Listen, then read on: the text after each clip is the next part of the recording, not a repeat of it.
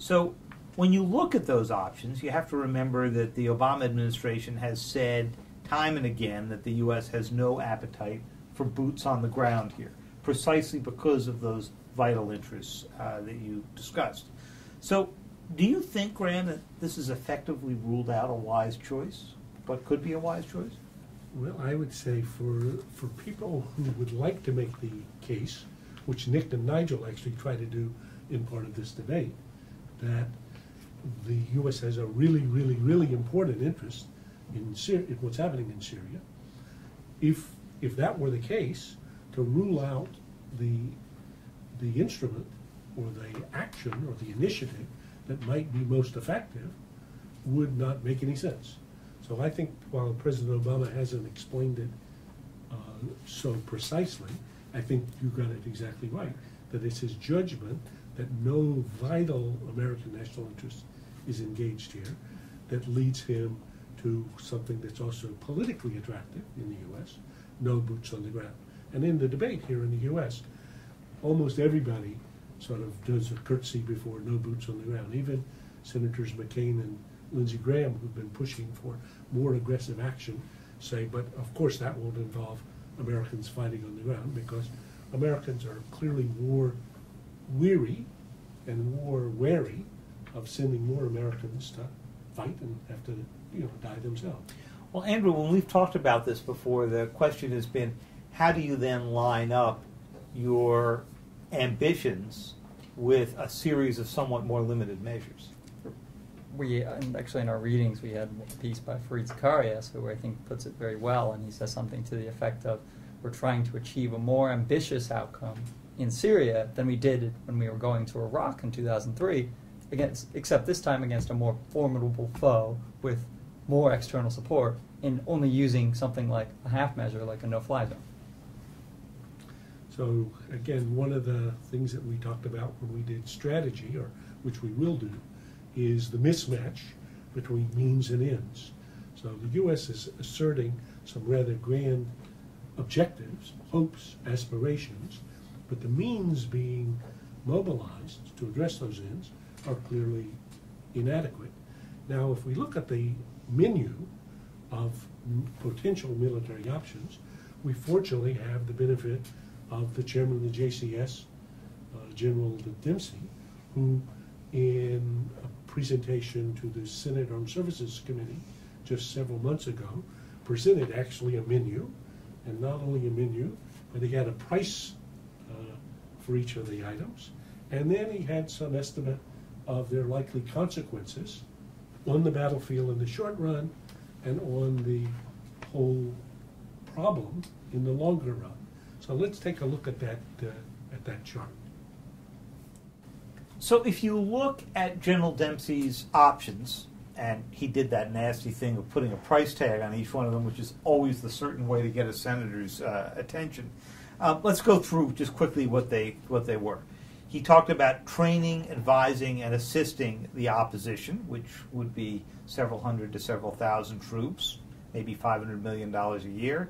He talked about conducting. And that option was the one that at least your newspaper reported Secretary Clinton, when she was Secretary of State, and General Petraeus were interested in. That's right. They were about a year ago, or 2 years ago, year and a half.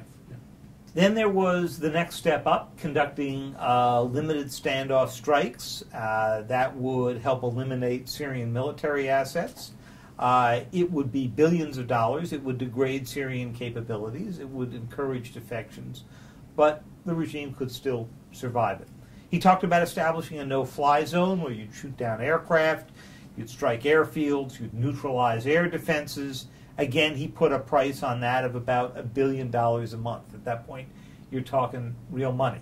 That's an option that Senator McCain and Senator Lindsey Graham and former Senator Joe Lieberman strongly favor. That's right, because they've said that's a way to eliminate the Syrian air capability, but that may just make the regime more reliant on, surface fire rather than air. And of course, you're putting Americans at risk at that moment. And then he talked about establishing buffer zones. These would be safe areas for the opposition to train and to organize, and that would be another $1 billion a month. And that gives you some room to put in humanitarian assistance, but again, you're putting American lives at risk. And then, of course, there's that big issue of chemical weapons that we discussed earlier. He said you could step in and destroy portions of the chemical weapons stockpile, you could seize and secure others, but that amounts to billions of dollars and risks considerable American lives, particularly if you put teams on the ground to go secure those weapons. So this was pretty chilling testimony to the Congress, but I think it's actually the place to start. And people who disagree with the judgments should have the burden of explaining why they have a better idea, why they think it can be done more effectively or cheaper. But then finally, to General Dempsey's credit, he offers his bottom lines. So here's what he says, let me quote. He says, all of these options that you just went through will likely further the narrow military objective of helping the opposition and placing more pressure on the regime. So these would have some impact on the battlefield. But then he says, we have learned from the past 10 years, however, that it is not enough to simply alter the balance of military power without careful consideration of what is necessary in order to preserve a functioning state. We must anticipate and be prepared for the unintended consequences of our action.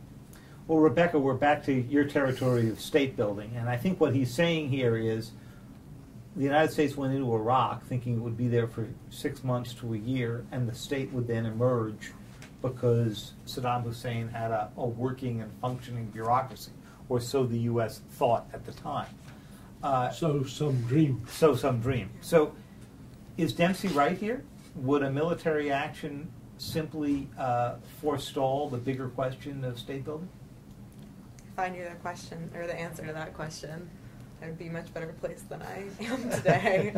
I mean, it's hard to say, right? Like, I think that, again, if you look at Iraq, for example, and say, we thought that there was a well-functioning bureaucracy, and you could just come and replace the missing parts, and then we found that that was really wrong. It shows sort of, the statement that you made about predictions earlier, it's dangerous to make them about the future. Well, in this debate that we showed clips from, in the wrap-up, I had the final, sort of 2-minute wrap before the people got a chance to vote. And so I asked them 3 hard questions to reflect on. And one of them was, having had the experience of Iraq and Afghanistan, in which we wandered into countries in which we did not understand the realities on the ground, does anybody imagine that we understand what's happening in Syria better than we did in those 2 cases? Well, it's a good question, Graham, but maybe a good concluding thought for this segment, which is we're in that sort of post-Iraq, almost post-Afghanistan paralysis where you could ask that question about intervention almost any place because we don't understand societies that are fundamentally different from ourselves. And maybe that's the right lesson to emerge from Iraq and Afghanistan with. But it can also result in a withdrawal of American power from around the world, and somebody's going to fill that vacuum. And that, I think, is the essential dilemma of the Obama administration. Doesn't want to repeat the mistakes of the past 10 years, doesn't want American influence to diminish.